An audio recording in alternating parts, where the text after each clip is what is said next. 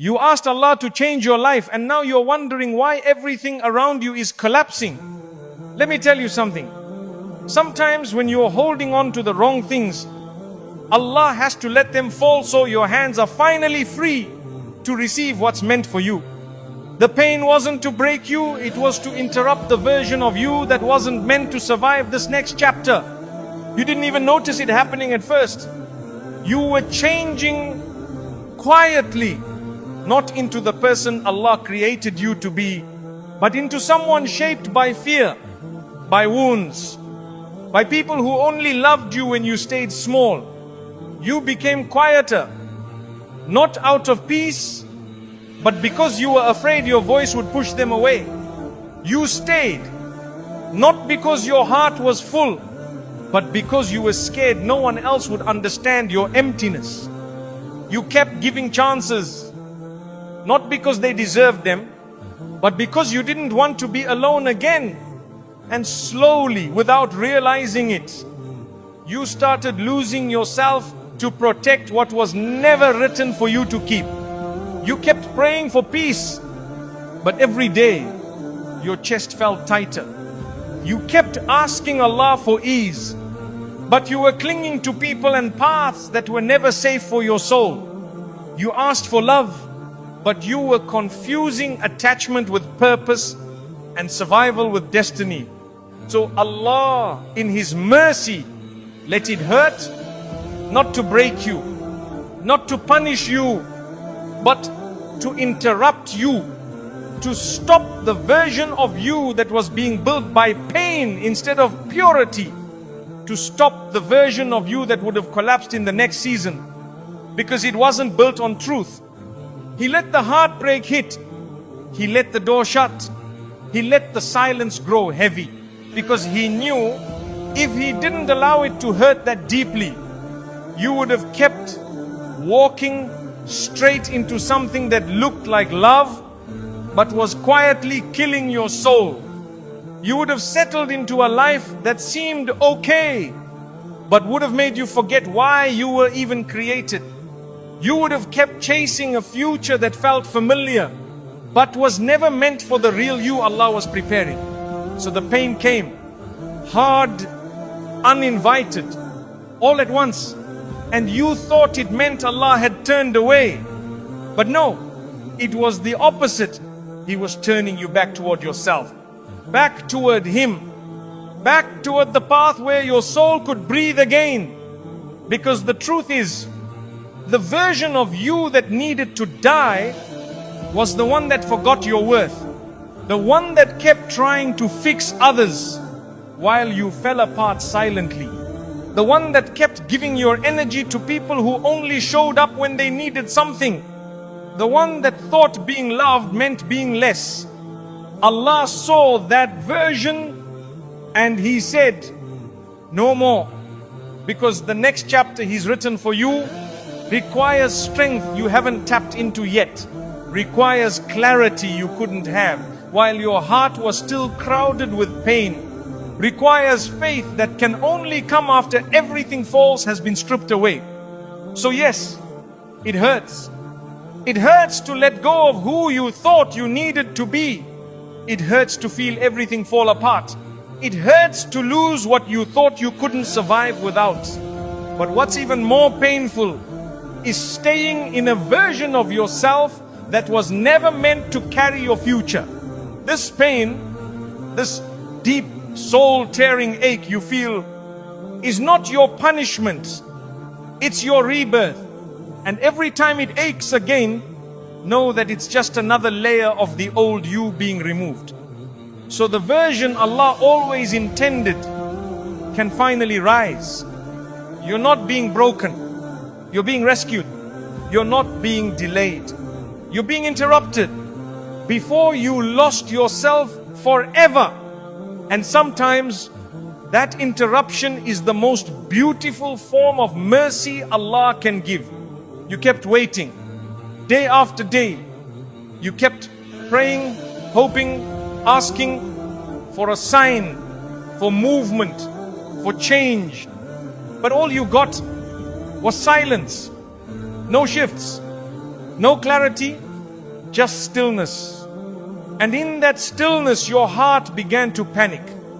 You wondered, did Allah forget me? Did my du'as not reach Him?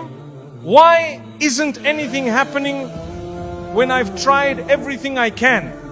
But what you didn't realize was that the silence wasn't a rejection. It was protection. It was a divine pause. A gentle hand pressing on your chest, keeping you from walking into something that looked right on the outside, but was slowly destroying you from within. There was something or someone in your life that you were holding on to with everything you had, but it wasn't clean. It wasn't safe. It wasn't written to walk with you into the next phase of your life. It was comfort, but it was toxic comfort. It felt familiar, but it was quietly draining your spirit in ways you didn't even see. You were surviving, not thriving. You were attached, not aligned. You were slowly being poisoned by a situation, a habit, a relationship, a mindset that looked harmless, but deep down was pulling you further and further away from your fitrah. And so Allah kept you still. He stalled your steps. He let the doors stay closed. He let the answers stay hidden. He kept the progress frozen. Because if He had moved things forward while you were still carrying that burden, you would have taken it with you into the next stage. And it would have corrupted everything. He loved you too much to let that happen. So He made the silence louder until it forced you to stop, to reflect, to finally ask yourself, what am I still holding on to that Allah already told my heart to release? It wasn't a delay, it was a detox, a spiritual pause, so the poison could leave your system before it spread into your future. And yes, letting go felt unbearable, because sometimes the thing that poisons you is also the thing you once begged Allah to keep. But Allah knows. He knows what's ahead. He knows what you're not ready to see yet. He knows that some things, no matter how beautiful they seemed, were only meant to be temporary. So that silence wasn't empty. It was full of mercy. A mercy that said, I won't let you walk into what you're praying for with a heart that's still infected by what I removed. Sometimes we think the silence means nothing is happening. But behind the scenes, Allah is clearing the path, cleaning your soul, rebuilding your foundation, and removing whatever would have poisoned your peace after it arrived. So next time you feel stuck, next time you feel like nothing is moving, don't ask, why is Allah delaying me? Ask, what am I still holding on to that Allah is trying to remove with love?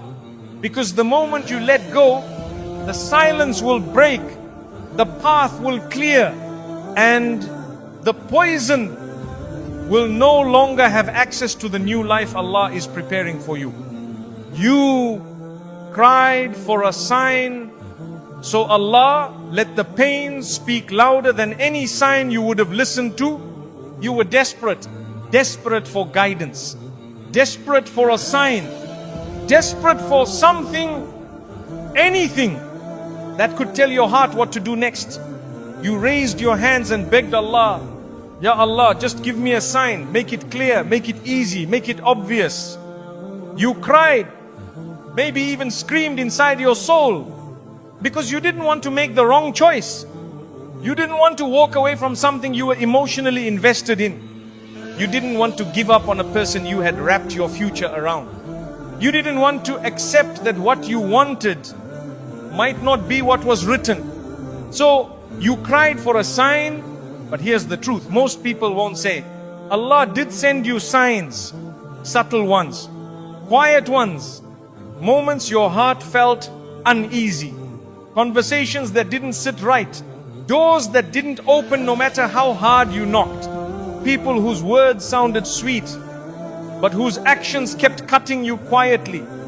A version of love that felt more like walking on glass than walking toward peace. But you kept saying, maybe I'm overthinking. maybe it's just a test. Maybe I'm supposed to stay. So Allah, in His infinite mercy, sent you a sign you couldn't ignore. A sign so loud, so raw, so soul-shaking, that it would pierce through the noise of your justifications. He sent you pain, because pain is the one sign we all understand. Pain doesn't lie. Pain doesn't wait. Pain doesn't ask for permission. It just hits straight through the heart. And when Allah sends pain as a sign, it's not because He's cruel. It's because He knows how gentle you are, how much you love, how long you'll keep holding on, even when you're bleeding.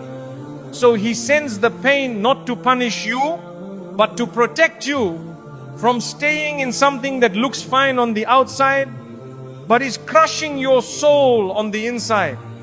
The pain was the answer to your dua. You just didn't expect it to look like heartbreak. You thought a sign would be peaceful. But sometimes the most merciful signs are the ones that hurt the most, because they save you from things you didn't even realize were drowning you. You see, Allah knew that if He whispered it gently, you wouldn't listen. You would have stayed. You would have convinced yourself to try harder, to be more patient, to wait just a little longer. So He made it unbearable. He made the pain heavy, so heavy that you finally let go, because nothing else could have made you walk away. And yes, it broke you, but it also woke you. It brought you back to your knees. It made you return to the one who never left. And it showed you that your heart doesn't belong in the hands of creation, it belongs with the Creator. So the next time you find yourself saying, Ya Allah, show me a sign, know that sometimes the sign will be peace, but sometimes the sign will be pain. Not to hurt you, but to answer you, to free you, to realign you with the life that was always written, just waiting for you to release what you were never meant to keep. Because sometimes the loudest sign is the one that breaks you just enough to rebuild you. What you called loyalty to them was actually a form of self-abandonment Allah couldn't let continue. You thought you were being loyal. You told yourself, I'm just being patient. I'm being understanding. I'm standing by them like I'm supposed to. You wore your silence like a badge of honor, letting them speak over your truth, letting them rewrite your worth with their moods, letting them leave and return and leave again. And each time you welcome them like they never left, because you called it loyalty. But deep down, if you were honest with yourself, you weren't protecting them. You were abandoning yourself. You were loyal to people who weren't loyal to your peace, to moments that didn't protect your heart, to connections that made you question your value more than they reminded you of your purpose. And slowly you stopped showing up for yourself because you were too busy showing up for people who only clapped when you were useful but disappeared when you were in need. You silenced your boundaries. You hid your hurt. You tolerated the small cuts because they didn't mean it. Because maybe I'm too sensitive. Because this is just how relationships are. No, this wasn't love. This wasn't loyalty. This was slow spiritual erosion. It was self-abandonment disguised as goodness.